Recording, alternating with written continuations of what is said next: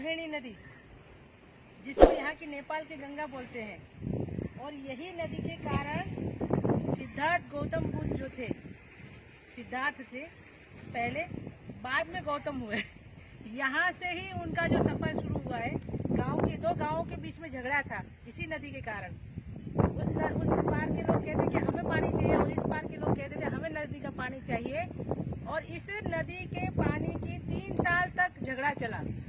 और 3 साल तक झगड़ा कंटिन्यू चलने के बाद जो सिद्धार्थ गौतम बुद्ध थे, उन्होंने सोचा कि अगर इसी तरह से आपस में लड़ते रहेंगे तो मैं यहाँ रहने वाला नहीं। उनके पिताजी ने कहा अगर तू इसका मामला सुलझाएगा नहीं तो घर त्याग कर दे। तो सिद्धार्थ ने गृह त्याग करना पसंद किया, लेकिन युद्ध करना पसंद नहीं किया। साथियों, ये वही नदी है जिसके कारण सिद्धार्थ बुद्ध बन पाए थे। नमो बुद्धाय, जय भीम। साथियों, ये रोहिणी नदी नेपाल में लुम्बिनी में है, जहाँ पर तथागत गौतम बुद्ध की जन्म भूमि है। यहीं पर कोली वंश में संघर्ष हुआ।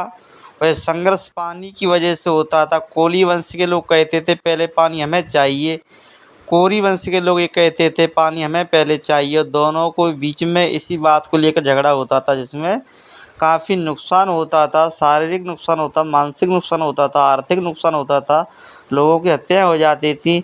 इसका विरोध तथागत गौतम बुद्ध ने किया था। वो चाहते थे कि युद्ध नहीं होना चाहिए, बीच का मार्ग निकाला जाए, या वो पहले पानी खेतों में डालें या हम पहले खेतों में डालें।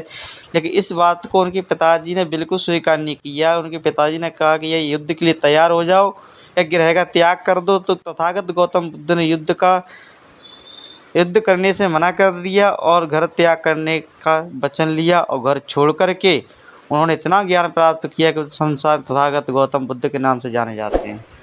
और आज मैं इस पवित्र